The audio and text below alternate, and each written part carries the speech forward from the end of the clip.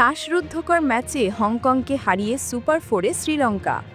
ক্রিকেটকে যদি নাটক বলা হয়, তবে হংকং বনাম শ্রীলঙ্কার ম্যাচটি ছিল সেই নাটকের রোমাঞ্চকর এক পর্ব, যেখানে বারবার বদলেছে ম্যাচের চিত্র আর শেষ হাসি হেসেছে লঙ্কানরা।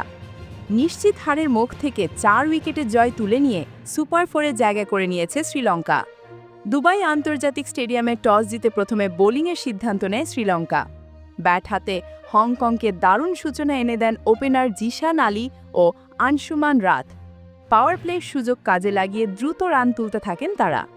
তবে 40 রানের মাথায় লঙ্কান পেসার দুষ্মান্ত চামিরা জিশানকে 23 বলে 23 রানে ফিরিয়ে ওপেনিং জুটি ভাঙেন। এরপর বাবর হায়াত মাত্র 4 রান করে হাসারঙ্গার শিকার হন। কিন্তু আনশুমান রাত ও নিজাকাত খানের জুটিতে ইনিংস নতুন গতি পায় হংকং। তারা 43 বলে যোগ করেন 61 রান। রাত 46 বলে 48 রান করে চামিরা দ্বিতীয় শিকার হন। নিজাকাত খান একাই দলের হাল ধরেন। তিনি 38 বলে অপরাজিত 52 রানের ঝলমলে ইনিংস খেলেন, যাতে ছিল 4টি 4 ও 2টি ছক্কা। নির্ধারিত 20 ওভারে হংকংয়ের সংগ্রহ দাঁড়ায় 4 উইকেটে 149 রান। শ্রীলঙ্কার হয়ে সর্বোচ্চ 2 উইকেট নেন চামিরা। 150 রানের লক্ষ্য তাড়া করতে নেমে শ্রীলঙ্কার শুরুটা ভালোই হয়েছিল।